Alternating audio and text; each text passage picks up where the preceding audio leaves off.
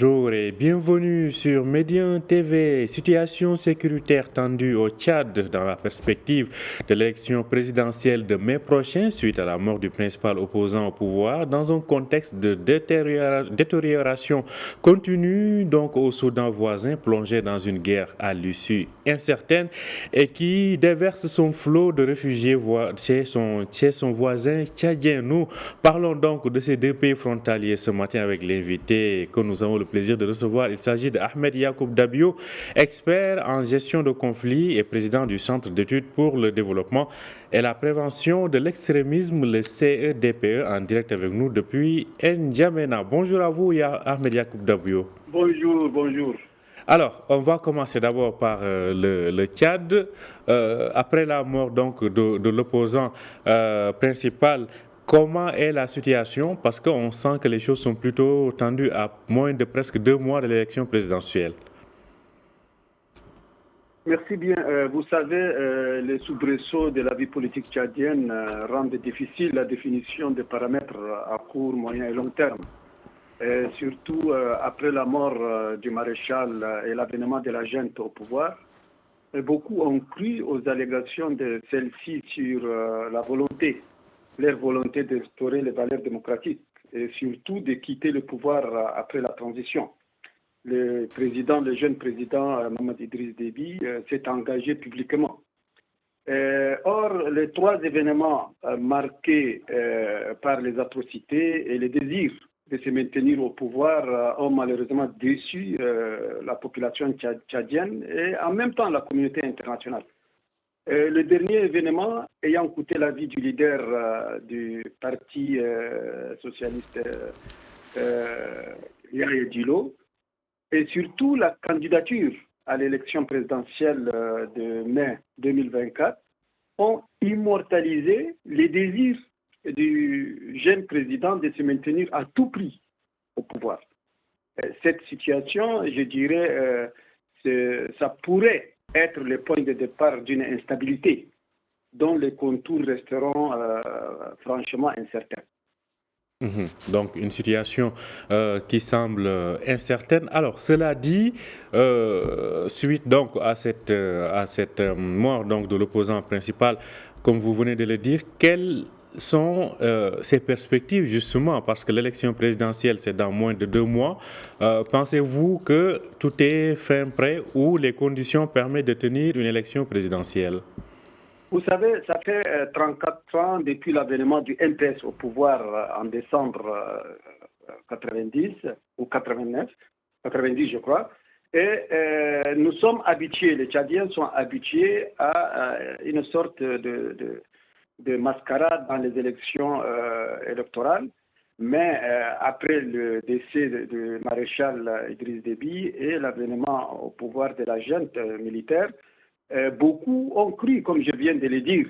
Mais là, tout est clair que les élections présidentielles et parlementaires pourront se passer sans difficulté.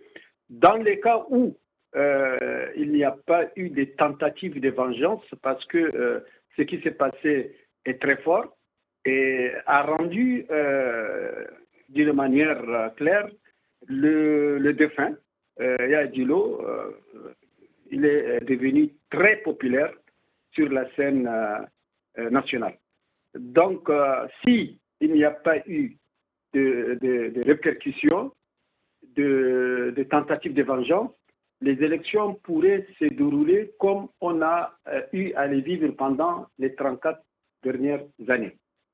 Ce sont des élections frauduleuses et le président sera déclaré vainqueur.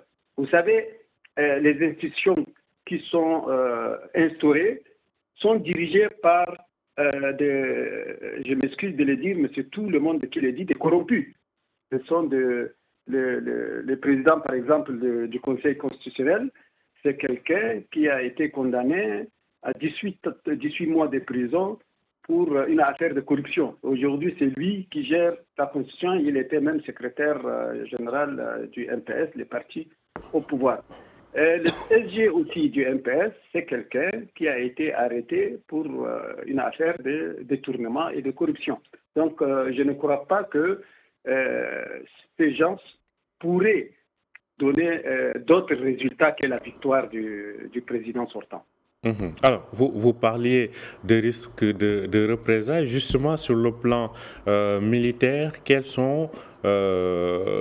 est la probabilité de ces représailles, ou en tout cas de déclenchement peut-être d'affrontements armés? Vous savez, le défunt Yaya Dilo, il est aussi du Sérail. Il est membre du clan, membre de l'ethnie. En plus de cela, il a acquis une popularité sur l'étendue du territoire national. Et cela pourrait pousser ses partisans à tenter à se venger contre l'agent au pouvoir qui est accusé d'avoir sommairement exécuté, de 2 balles dans la tête après l'avoir arrêté. Il a été exécuté de 2 balles dans la tête. En tout cas, c'est à suivre. Alors, justement, pour ce qui est, on sait que Succès Masra a rejoint le gouvernement. Il dirige actuellement d'ailleurs ce gouvernement. Au-delà de ce parti donc, de Julie qui n'existe plus, dont le leader a été tué plus tôt, quels sont les autres partis qui sont capables peut-être de tenir tête, ou bien en tout cas de compter dans l'opposition? Pour l'instant, c'est difficile d'imaginer qui sont les partis qui sont capables. Il y a des partis qui ont une assise, comme l'URT de M. Siddiq Abdelkarim, l'ancien ministre de l'Environnement. Il y a aussi la société civile. Mais pour l'instant, l'agent au pouvoir a envoyé un signal fort en exécutant Yaya Dilo. C'est un signal fort à tous ceux qui prétendent avoir l'idée même d'arriver au pouvoir à travers des élections. Je ne crois pas que les élections seront perturbées si il n'y a pas une interférence, en quelque sorte, une tentative de vengeance des proches de M. Yaya Dilo. Parce qu'il y a son frère Ousmane Dilo qui se rapproche. Il était à Darfour et j'ai appris qu'aujourd'hui il est à la frontière tchado-soudanaise. Donc il a une assise clanique, il est aussi en quelque sorte très populaire. C'était le seul qu'on n'a pas pu le corrompre pour rejoindre la mangeoire.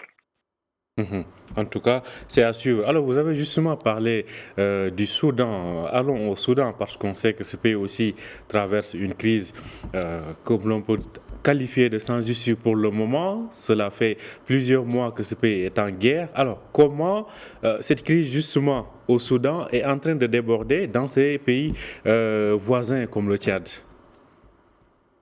Oui, surtout le Tchad souffre du conflit soudanais. Ces conflits qui, après le 15 mars, dans 10 jours, on va rentrer dans le 12e mois de conflit au Soudan. Et les forces de soutien rapide et l'armée soudanaise, l'une ou l'autre soutenue par des alliés, mènent une guerre impitoyable et le refus de permettre aux agences humanitaires d'accéder au pays pour aider les réfugiés internes et externes. Selon les Nations Unies et surtout Volker Turk, qui disait que c'est une violation du droit international qui pourrait constituer un crime de guerre, mais de l'avis des observateurs, l'Occident aujourd'hui n'a pas de leçons à donner au conflit qui se passe au Soudan. Parce qu'on est en train de voir ce qui se passe à Gaza, où l'armée israélienne mène une guerre atroce. C'est même un nettoyage de Palestiniens.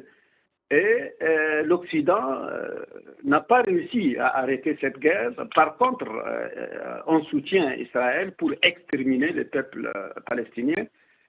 Donc, de l'avis de tous les observateurs, l'Occident n'a pas aujourd'hui des leçons à donner dans ce qui se passe non seulement au Soudan, mais un peu partout au monde. Aujourd'hui, après des milliers de personnes qui sont mortes, et après la destruction des structures médicales et des structures scolaires, et après le blocus de l'aide humanitaire, qu'est-ce que les deux parties attendent pour aller vers des pourparlers qui mènent à une paix qui pourrait sauver la population soudanaise?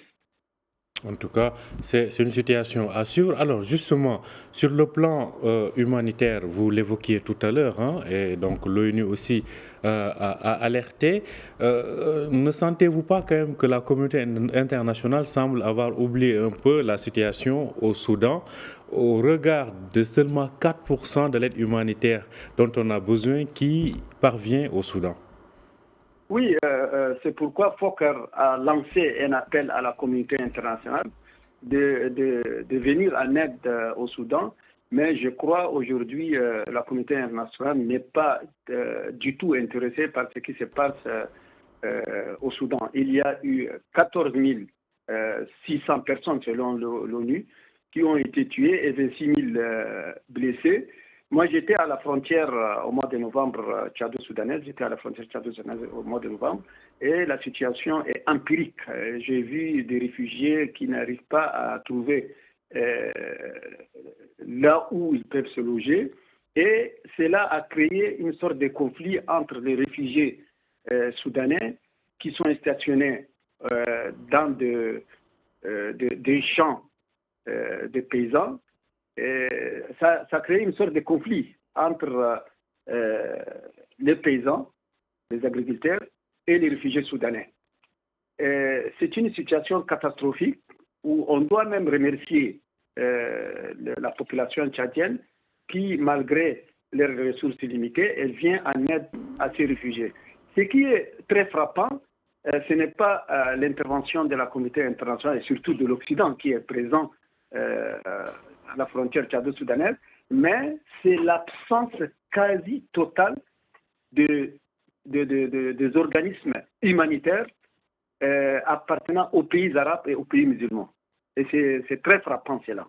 Et c'est pourquoi Volcker doit diriger l'appel vers les organismes humanitaires des pays arabes et des pays musulmans qui sont totalement absents. Il est vrai que le Tchad en souffre, parce que le Tchad n'a pas les moyens, il en souffre, c'est normal, mais la situation qui prévaut actuellement au Tchad pourrait renforcer les difficultés des réfugiés soudanais qui sont au Tchad. En tout cas, la situation est à suivre. Alors, une dernière question, justement. Le Sud-Soudan aussi n'est pas épargné par ces soubresauts. Quelle est la situation sur place? Par rapport au Sud-Soudan? Oui. Le Sud-Soudan est accusé par l'armée soudanaise de soutenir les forces de soutien rapide et c'est pourquoi l'armée soudanaise refuse toute aide en provenance des pays qu'elle accuse de soutenir les forces de soutien rapide ou de fermer les yeux par rapport à la livraison des armes par les partenaires qui soutiennent les forces de soutien rapide. Intéressant donc à savoir. Merci à vous, Ahmed Yacoub Dabio. Je rappelle que vous êtes expert en gestion de conflits et président du Centre d'études pour le développement et la prévention de l'extrémisme, le CDP. Vous étiez en direct avec nous depuis N'Djamena. Très bonne journée à vous, Mohamed Yacoub Dabio. Merci beaucoup. Merci à vous aussi de nous avoir suivis. Je rappelle que vous pouvez retrouver cet entretien sur notre site www.medianews.com. Bonne journée et bonne suite de programme sur Média TV.